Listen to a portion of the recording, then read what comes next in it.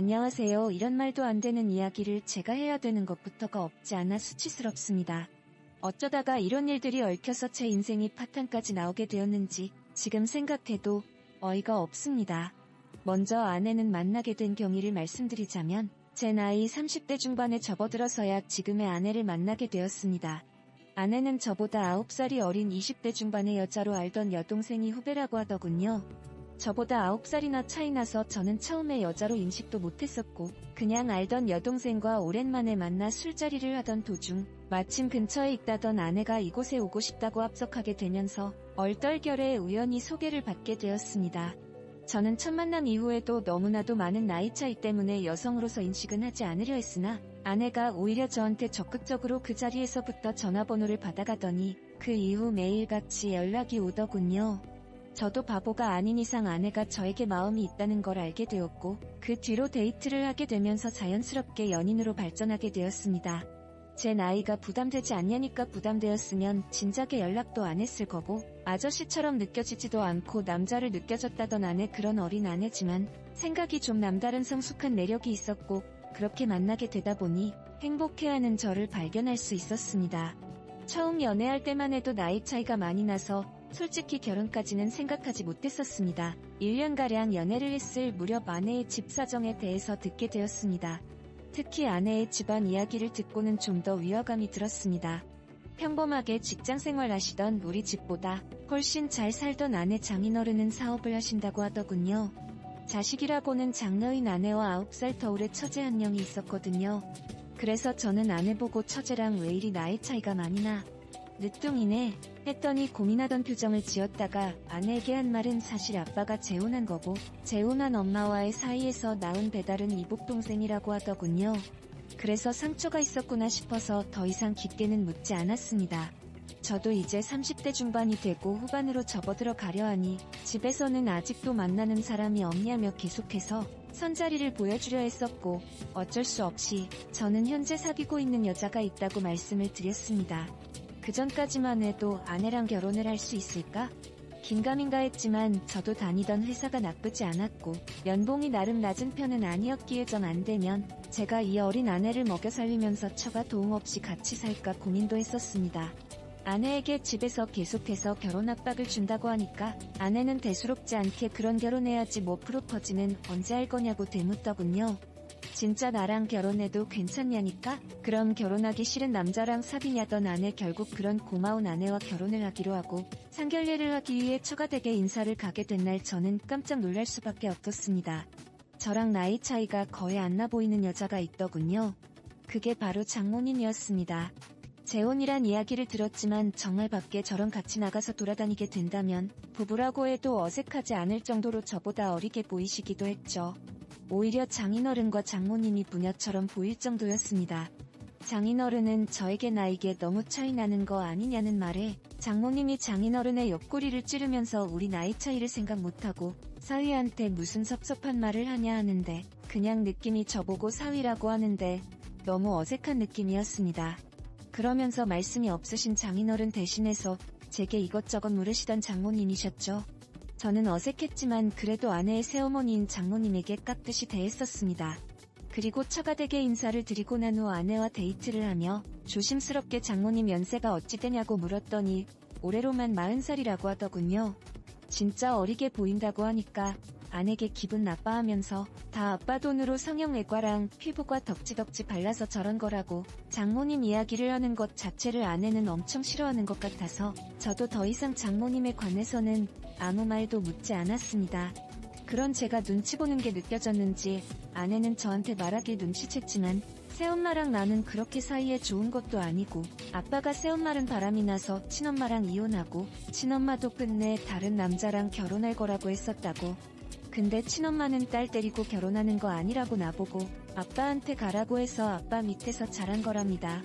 혹시 새엄마가 학대 같은 건 했냐고 하니까 그런 걸 전혀 없었다고 그냥 친하지 않지만 저 얼굴로 어디 나가서 엄마라고 부르면 다들 이상하게 쳐다보고 그런 게 너무 싫었다고.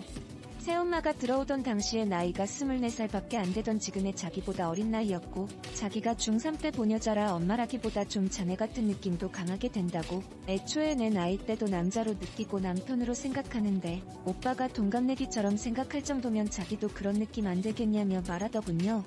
그럴 아내의 말을 듣고 나니 충분히 그럴 만도 하겠다 싶었습니다. 뭐 그래도 아내가 학대를 당했던 것도 아니고 그저 주변 시선이 이상한 거면 어쩔 수 없겠다 생각하고 넘어갔었습니다. 그리고 얼마 지나지 않아 상견례를 하게 된 날 저희 부모님 안 놀라시게 대충은 말씀드렸지만 미리 말씀드리고 인지했는데도 제 부모님은 없지 않아 알고도 놀라셔서 티는 안 내시고 끝나고 나야 저한테 물어보시길 너보다 어리게 보이던데 장모님 배우 제대로 할 수 있겠냐고 물으시더군요. 그 이후로 무난하게 결혼식을 흘러갔었습니다. 장인어른은 자신의 젊은 날의 잘못 때문인지 제 아내를 무지하게 아꼈습니다. 그걸 느낄 수 있었던 게 결혼식장이라 집 혼수 예물 등을 준비할 때였는데 장인어른이 집을 어떻게 할 거냐고 물으시길래 제가 그동안 모아놨던 돈이 2억 정도 되고 그 돈으로 대출이랑 집에서 1억 정도 지원받아서 전세집을 하나 들어가려고 한다고 말씀드렸더니 장인은 아파트 한 채도 그냥 해주시고 저보고 혼수랑 결혼 비용이든 싹 다 견적 뽑아 오라고 하셔서 전부 그렇게 했었습니다. 그리고 아내한테 외제차도 한 대 선물해주시고 다이아 반지로 해서 호화롭게 결혼을 했었죠. 솔직하게 까놓고 말하면 그런 장인어른을 보며 그 당시에는 장인어른의 사업체에 대한 욕심도 들긴 했었습니다.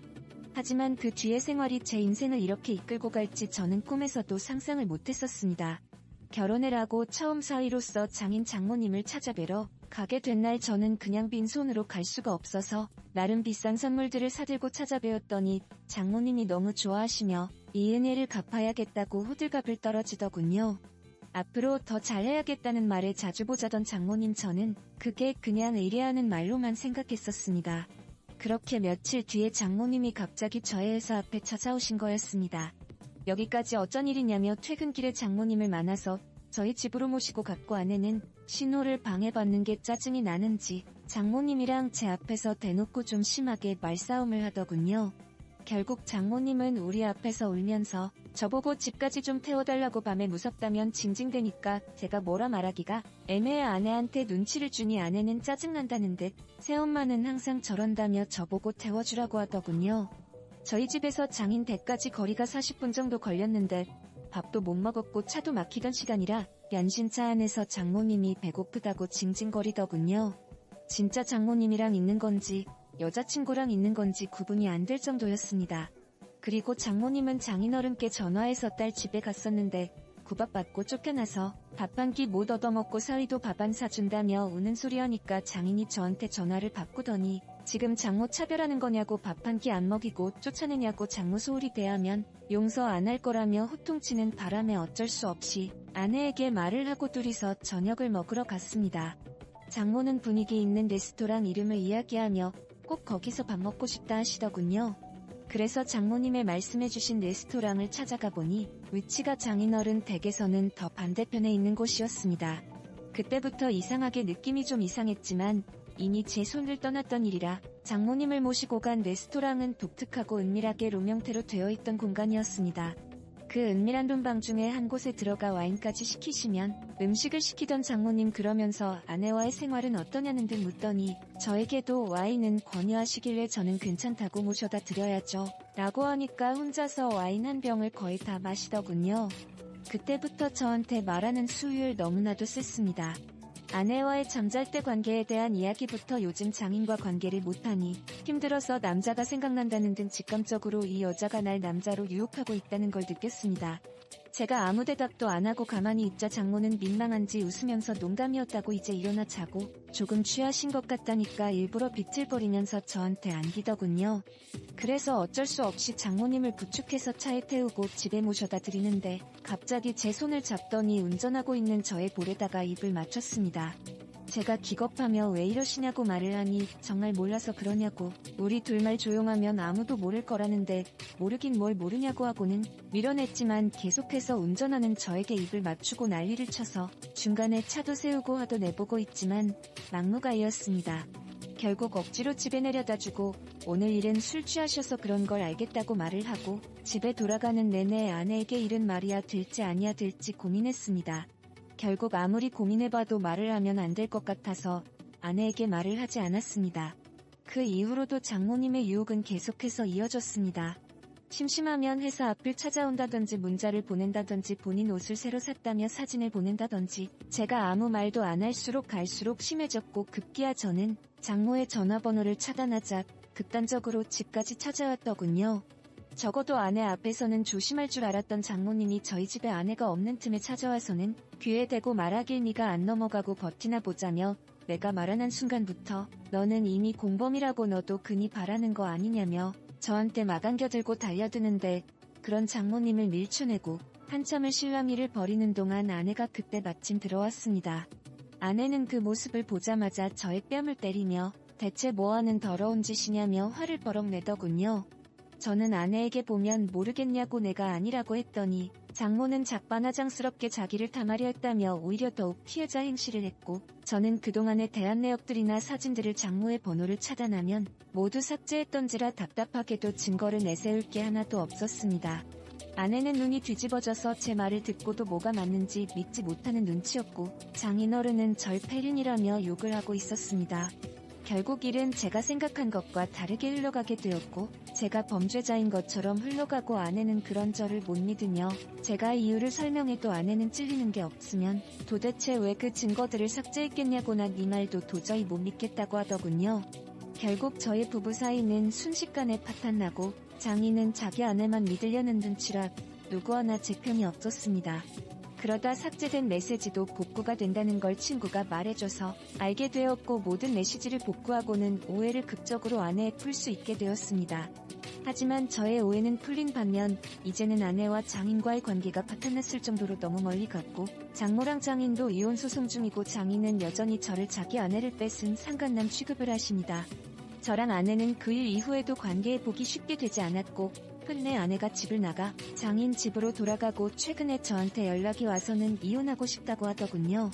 대체 어쩌다 이렇게 꼬였는지 무엇부터가 잘못이 된 것이었을까요? 처음부터 장모가 저에게 유혹스러운 행동을 했을 때 저한테 뽀뽀하고 그랬다고 말했어야 됐나요? 그래도 지금과 마찬가지 아니었을까요? 결국 저는 제가 더러운 취급받는 것을 도저히 참지 못하고 이혼하게 되었습니다.